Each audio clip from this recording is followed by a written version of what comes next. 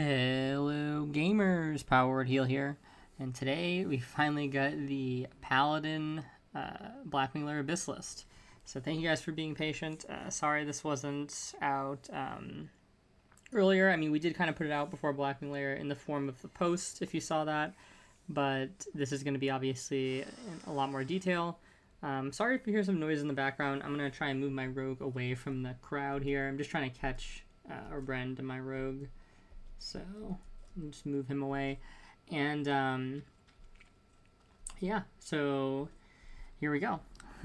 Catching up now. And we'll also do the boss by boss guide after this as well. So that'll probably be out today or tomorrow.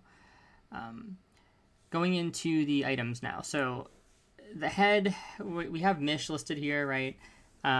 It's unlikely that a lot of guilds are going to give you this, even on Alliance side, right? So, like, I mentioned in the Priest video and the Druid video that this is, like, potentially pretty good for Priest and Druid. It's even okay for Shaman, because obviously nobody's getting Crystal Adorned Crown. Well, you know, most people aren't, right? So you don't really have other really good options in that slot. This actually becomes a pretty good option for pretty much all classes. It's the best on Paladin, for sure, out of all the healers. But even on Paladin, a lot of times you're not going to get this over a caster, right? So it kind of depends. If you're in a guild that's a bit more like hardcore-ish that's trying to do the warrior stacking, you have better chances to get this because you're probably just playing less casters overall, especially if you're doing like splits and stuff, you know? If you only have like 2 to 4 mages and you do Blackwing Lair splits, then it's very possible you know, you'll be getting this by the end of the phase, but outside of that, it's kind of tough to get, so don't focus on this, like, super early. In terms of other options, Insightful Hood is actually really good. It's really between Insightful Hood and Helm of the Lifegiver, in my opinion. The Helm of the Lifegiver has, like, a bunch more int, but like I was saying before, most of the time, you really don't have to worry too much about mana on Paladins. Alliance is just so broken. You know, I don't really know any other way to say it. It just kind of is what it is. And not only is Paladin as a class broken, in my opinion, but the buffs you're getting, like you have Kings, you have Wisdom, right? So Paladin just kind of becomes insane, in my opinion. I'm actually going to make a Paladin, I think, soon. So you might be seeing some Paladin gameplay. But yeah, it's just really not needed to have the extra mana. So if you can actually get this, this is actually really good because the 1% crit's really helpful. The healing's really helpful. It's a bit annoying to get because not as many people are running DM North nowadays. But if you can, you know, if you can get your hands on it, then try and get it because it's pretty amazing. A couple notes about the PvP gear here. This crit is for melee, right? Because it doesn't say spell crit like this. Keep in mind, it would say spell crit. So this is actually for melee. So don't get baited by that. I mean, this is still a decent helm, right? But it's just not, you know, as good as this one. Lawbringer is like okay. Judgment is okay, right? But so basically, if you can't get the Mish, right, you're probably gonna want Lifegiver or Insightful Hood, and then you can use the PvP stuff or the tier stuff. If, you know, there's nothing else outside of that. This helm is actually pretty decent, even, you know, for, like, a pre-BiS option. So the main thing that you want on these, remember, guys, is healing on a Paladin, right? And that's actually something I'm going to mention before we kind of get into the rest of the stuff, because I know that's normally the format for this video, is we want to talk about what the methodology is in here when we're looking for gear, right? And basically, it's just that we want to maximize our plus healing because we really don't care too much about our mana or mana regen since we just get so much by being Alliance and playing Paladin, right? Like mana regen, especially given the types of spells you're going to be casting in most cases, is not going to be a huge issue for you most of the time on Pally. So really you just want to make sure that your Flash of Light is as chunky as possible, and even though it has a bad coefficient of 0.4.45, you're kind of just trying to force everything you can onto it. It's actually very similar to the situation we're in on Resto Druid that I talked about in the Resto Druid video, where on Resto Druid, we're trying to make it so that heal rank 4 heals a ton, right? That's our goal, kind of. And it's very similar here. It's just that in this particular case, the spell has a way worse coefficient than Healing Touch rank 4. It's like 100% on Healing Touch rank 4 to like 44% on this. But even though it has a bad coefficient, again, because we don't care about other areas, right, we still just want to focus as much attention there as possible. So we want to get a good chunk of plus healing in every slot, basically, which takes us into the next option. This is why we're using this option. This is like, you could, there's tons of options you could use like this, right? But like, again, no healing on it, right? So I really try and get something like Animated Chain Neck. Now, I will say, like, let's say that you have most of your other items, right? Let's say every other item you have kind of like close to BiS or pre-BiS or something, right? They all have healing on them. If you take like a Pendant of the Fallen Dragon here instead of this, okay? And, because you just can't be bothered to run Undead Strat or something like that. That is mostly fine, okay? Because one slot is not gonna like make or break your Paladin healer, especially because remember that we just said the coefficient is 0.4, right? 40-some%. So on Druid, this item is actually way more important because you're getting the full value of the healing, okay? On Paladin, you're getting basically a little bit less than half. So at the end of the day, you're adding like 15 healing to your Flash of Light. It's just not going to be super game-changing when you're talking about like one slot. Now, if you make that choice on every slot, this is kind of like one of those cases where that saying is actually true, where if you make that case on every slot, you're going to lose a decent amount of like average healing on Flashlight overall because it's a 1.5-second cast, you spam it all the time, etc., right? But if you make the choice on one slot, it's really not going to break you. And this is kind of a good slot to make the choice on because it's annoying to get this neck. And a lot of people don't value things like Pendant of the Fallen Dragon, right? Or Chokeworm Enlightenment or stuff like that. And, this has int on it, which is good. The mana regen, even though it's not really needed, it's still something, right? And, realistically, like I said, it's just annoying to get. So this is probably the best. And the thing is, Spirit is just not really good for us either, right? At all. So this is probably like the best other option you're going to get if you're not going to get Animated Chain. Like if you're getting this, it'd basically be like equivalent to me. I wouldn't really care in this particular slot, right? So moving on to the, we'll go over a couple other slots too. For other options that are similar to this, Tooth is fine. The AV neck is fine. If you really wanted to shell out some cash, you can get the Dark Moon neck. This might be expensive. I don't know. Everything on the server is just so inflated.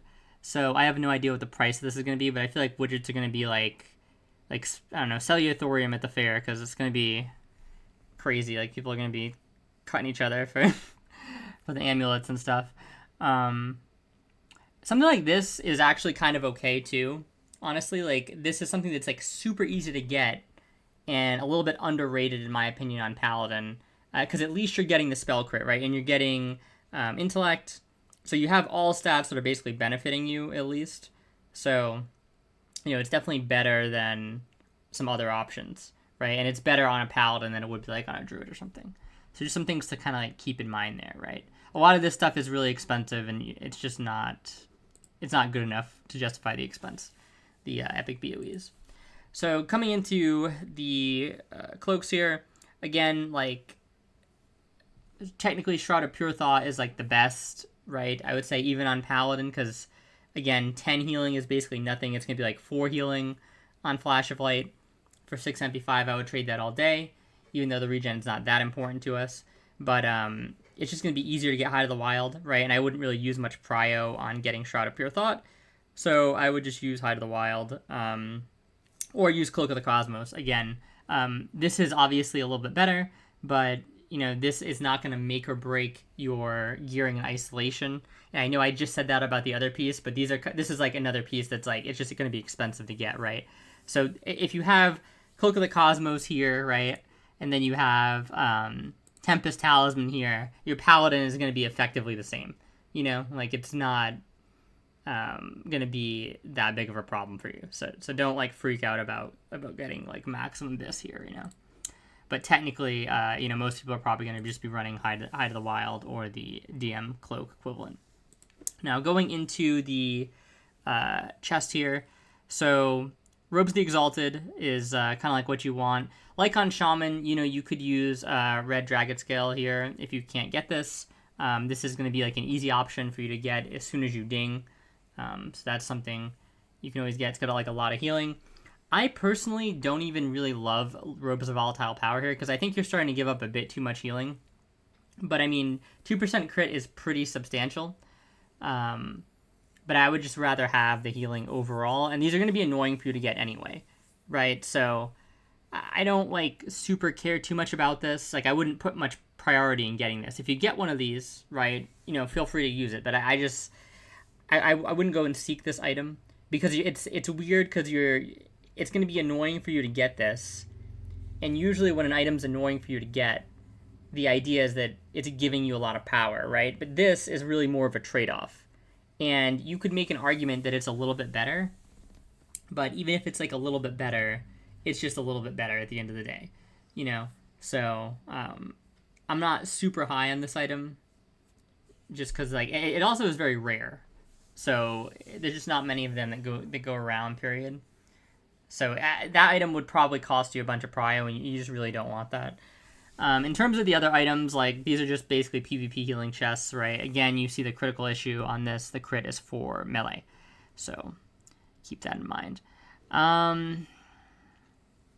Yeah, not really much else to say there, I don't think. Basically, just get the chests from Strat, or get the this one right here. So the wrong buff. Okay. For the bracers here, so these are like technically the best because like they have just a bunch of int and only 4 less healing than the other guy. I mean, these are they're basically like the same, right? So whatever you can get here, it's not going to be that big of a deal. I wouldn't get something like this because you're just losing healing for no reason.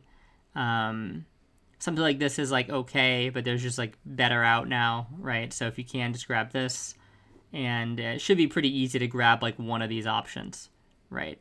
One of these or one of these.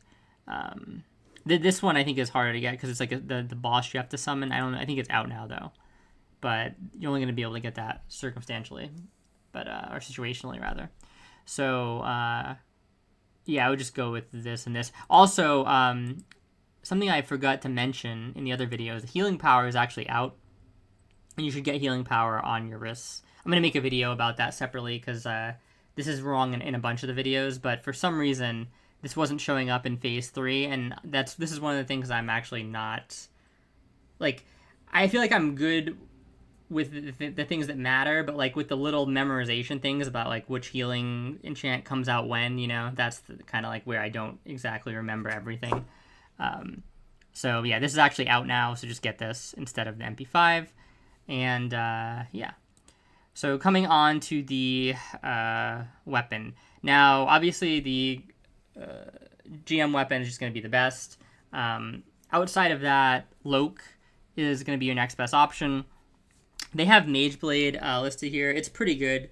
I would probably go Mage Blade next, but you could also go Claw of Chromagus. The thing is, both of these options tend to get given to casters, right? So unless you have like a surplus of blades or claws, it's kind of going to be hard for you to get. Don't take a weapon at all if you're planning on obviously getting the GM weapon because it's just completely wasted prio.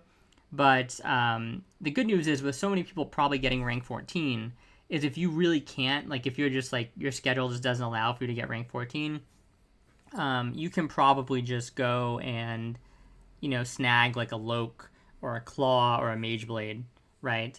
And in the very least, like I would say a couple weeks or the week after people start hitting rank 14, it's going to be a lot easier for you to get these items in raid, at least, even if you can't get them earlier on. You know what I mean? So definitely be on the lookout for stuff like that. And it's just basically get whatever you can. Cloak is the best outside of this, remember. Then I would say like Claw and Mage Blade are very similar. And then like Aura Stone after that, right? Yeah. So offhand now, I think so. I'm using Red Dragon Scale Protector like all day. Even in PvE, I would use it over the Life Giver. Now, the real question though is just how much prio do you want to give? Like, I wouldn't give a ton of prio to use this in PvE, right? But how I think this should kind of be doled out is if somebody's like really going to be your star PvP paladin, then sure, you can give them this. But I feel like Malisters also kind of works for PvP. So with this, I would actually rather give this to somebody who's going to use it in raid and PvP. Because I think this is really your best option to use in raid. Like, if I could, like, if I was designing like a speedrun roster, all three of my paladins would have Red Dragon Scale Protector. Because just in the chance that something goes wrong and like something hits them, right? Or they get, hit by like Veil Cleave, or, there's like a ton of things that could happen, right? And this amount of extra armor is just insane, especially on a PvE paladin, because keep in mind that you're using cloth and a lot of other things typically, right? Like, so in your PvE set, you're typically giving up a lot of your mitigation to get stats, right? And this is an easy way to usurp a bunch of that mitigation back while still having a very, very solid healing item. You notice we're only giving up like 16 healing for this, okay? And we actually have 17 int from it, which is pretty decent, and stamina, and you can put stamina on it. You can enchant stamina on it. So this shield is like super underrated, by the way. Like super underrated.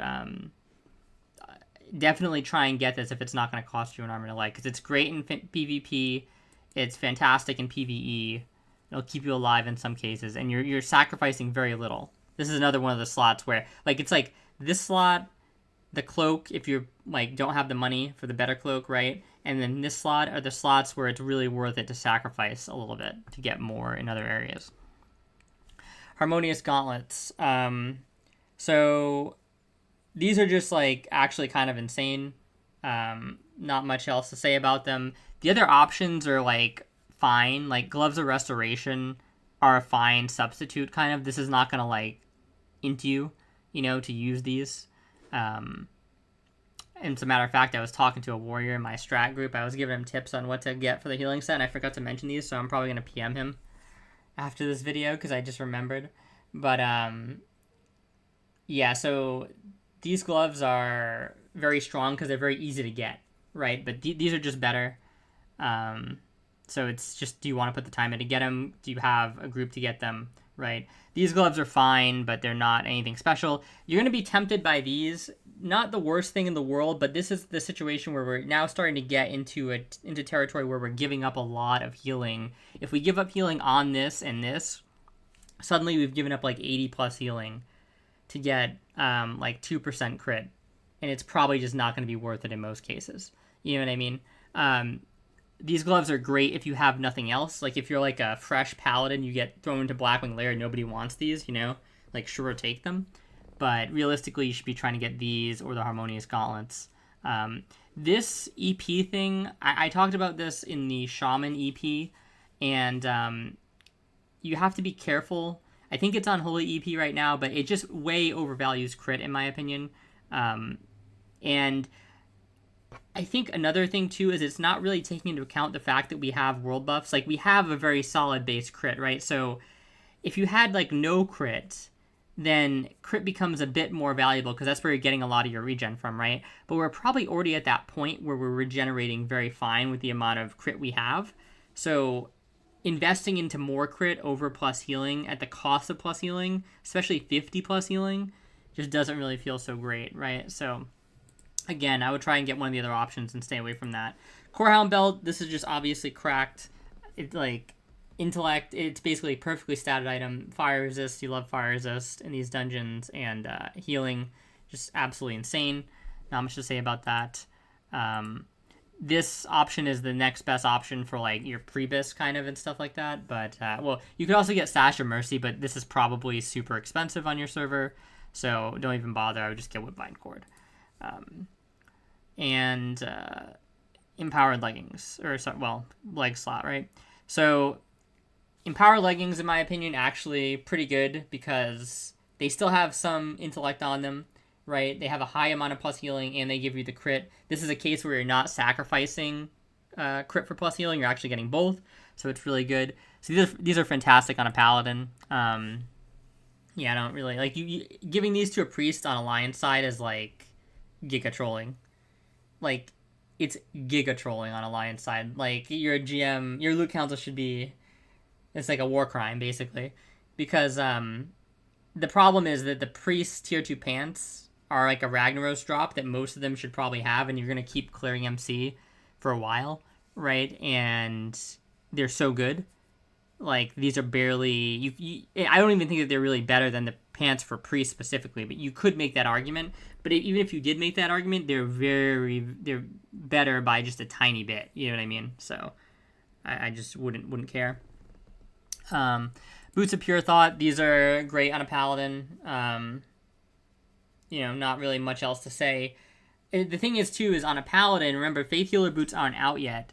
I guess the full moon boots are, but there's not a ton of fantastic options. Like, if you're not getting Snowblind shoes, which you're probably not on a paladin, then you're losing like 40, well, not quite, but like, around like 40 healing on the boots here, using another type of boots. So this is really strong for Pally.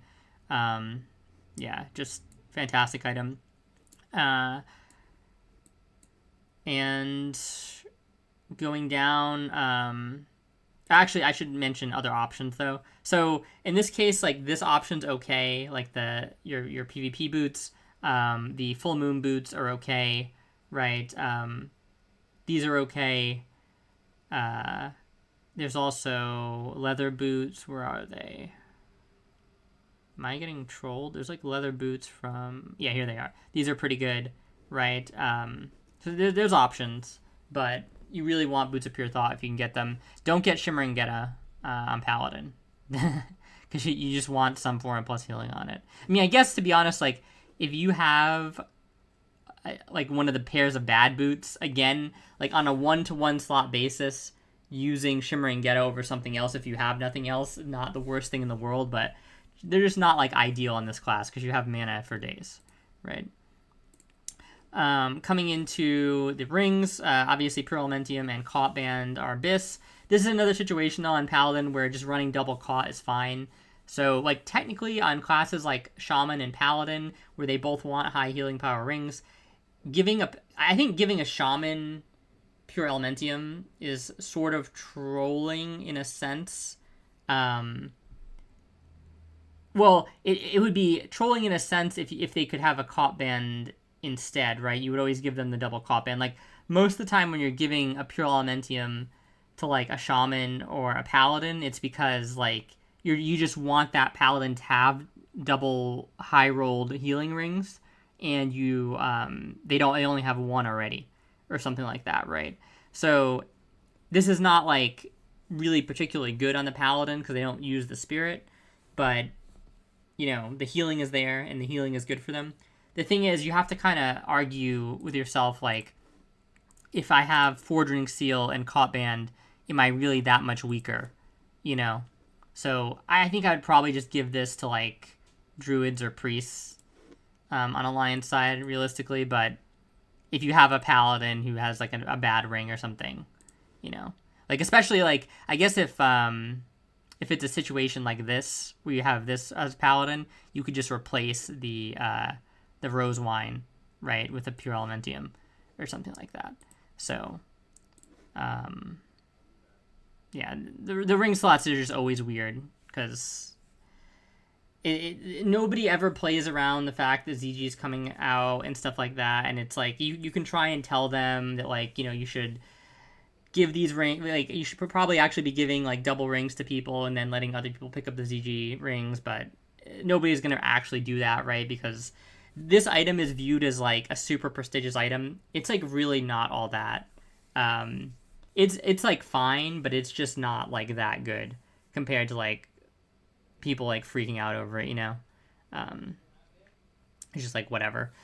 So coming down to the trinkets, rejuvenating and shard of scale. Now, again, it seems like we're kind of contradicting ourselves here because we don't want regen, right? But it's like, well, our option is like Briarwood Reed, and if you have this trinket, it's such a good regen trinket that it's kind of like you might as well use it.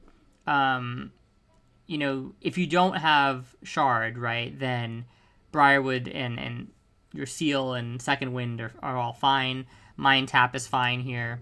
I was actually looking into the other day that if you have the gold for it, right, Darkmoon Card Blue on a Paladin is not as bad as people think. And I can make a specific video on this, but we might as well cover it since we're trying to be thorough here in this guide, right? But the long and the short of it is that I didn't recommend this on Shaman, because if you look back on Shaman, you have like about 160 spirit or something on like the kind of final setup that we ended up on with Shaman. And with that type of spirit value, this card is kind of only worth it if you really don't have other options. Like if you have no Mind Tap, if you have no Shard, if you have no Reed on Shaman, right? Because Shaman, again, really scales well with plus healing, right? If you have, so there's a bunch of things you could have on Shaman that if you don't have, then maybe you would want to get a Darkmoon Card Blue. But it's basically like a bunch of investment for kind of very little value. Now, on this class, you actually have quite a bit of spirit. It's not like priest level spirit, but it's actually not terrible, okay? So again, like, it's kind of a similar situation to the Shaman, but it's a bit better, right? So if you don't have, if you have a ton of gold and you just don't care, picking this up, especially like earlier on before you actually get other trinkets to replace it, tends to be pretty good. Now, the Shard is going to be better than this, but you might not have Shard, right? So this is a very easy thing you can just buy off the auction house if you have a lot of gold. And how it basically works, to just like break it down really quick, because people kind of get confused about this, right? And the idea is that it's allowing 100% of your mana regeneration to continue. Now, every class, their mana regeneration is based on their spirit values. There's a formula where it's your spirit divided by a number. I believe for paladins and shamans, it's 5. And for priest, it's 4. And for druid, it's 4.5. So priest has the best scaling, right? Because their spirit's only divided by 4. Shaman and paladin have the worst because it's divided by 5. And then there's a flat number. Now, the flat number is basically irrelevant because it just kind of gets outscaled, right? So it's like whatever that number is from the spirit scaling, and then you just add, like, I think it's like 14 or like 16, but that's not 16 mana per 5, that's 16 mana, right? So I have to go look at the actual formula, but yeah, it's for priest it's something like 14. I think for shaman it's like 17 or something like that. So the difference in the flat value is like completely irrelevant, and the flat value itself doesn't really matter. We're mostly talking about your regen from spirit scaling, right? And what this does is allow, when it procs, it allows 100% of that to continue while you're casting. And it's kind of interesting because this is a trinket that is often, thought to be a priest and druid trinket, right? But ironically, priest and druid only get, like, when this procs, they only get like 70% of the value if they're using 3-piece tier 2, and if they're using their meditation talents, respectively, right? They give them 50, because they already have 30% of their mana regeneration while casting all the time, and you can't get over 100%. Right, so you're only getting 70% of the effect of this trinket. Now, it's still good on those classes just because they tend to stack a lot of spirit, right? And especially if you get the trinket, you can sort of like make gearing choices that build more into spirit. For example, like on priest, once you get 3-piece tier 2 and you get this trinket, you might get the lung cocktail juice or whatever it's called, like the spirit one, right? I think that's the stamina one, but you know what I'm talking about. Oh, the gizzard gum, right, or whatever, instead of the cerebral cortex. So, you might lean more into stacking spirit after you get this. So even though you're only getting 70% of the effect, that 70% is still on a large portion of spirit. On Paladin, you're getting 100% of the effect, but you don't have as much spirit. So it's actually not as bad as people think, even on a Paladin. It's just, again, we're trying to stack healing for the most part. right? But a lot of the healing trinkets, like I said, are just kind of bad. Like, so I would use this trinket all day over the royal seal if I had the gold, you know? So yeah, it's something to keep in mind if you have the gold. And these are probably going to get cheaper, keep in mind. Like, I expect the final value of this stuff to be around, like, 1.5k for this deck. I mean, right now it's, like, way more than that. But give it, like, a couple weeks, And especially on a week where the fair is not around, right? Like getting this the first rotation might be hard, but getting it the second rotation, especially if you buy it early before the next rotation comes back, should be a lot easier. So it's something to keep an eye on if you aren't able to get something like Rejuve Gem or something. Coming into other trinkets. So this trinket is actually interesting. The Scrolls of Binding Light, and this is actually really a fantastic trinket. Now, obviously, this is on use, so it's going to be kind of like a trinket you're swapping out with another trinket. But this is really good trinket in my opinion. It gives you a lot of flexibility. So when you pop this, you can basically make it so that your flash of light is gigafast, right? Or if you need a lot of throughput, you can use this with Holy Light, and you only have a single target heal, but now it's casting a lot faster and it's hitting really hard, right? And keep in mind, you have a bunch of crit, right? And the base on the heal is doing a lot. The scaling is fantastic. You have a bunch of plus healing. You can send out huge Holy Lights really, really fast. And I think that that's like probably the most beneficial part about this trinket is actually the utility aspect of being able to swap into the Holy Light. Like, even if you use it most of the time with Flash of Light, let's say, right? For the times that you actually do need to use it with Holy Light, that flexibility is, like, invaluable. Because the one thing that Paladin is sort of weak at, and the one thing that, if I was making a tier list, the only reason why I might put Priest above Paladin is because Priest's flexibility and the throughput in certain situations is so much greater than Paladin's, right?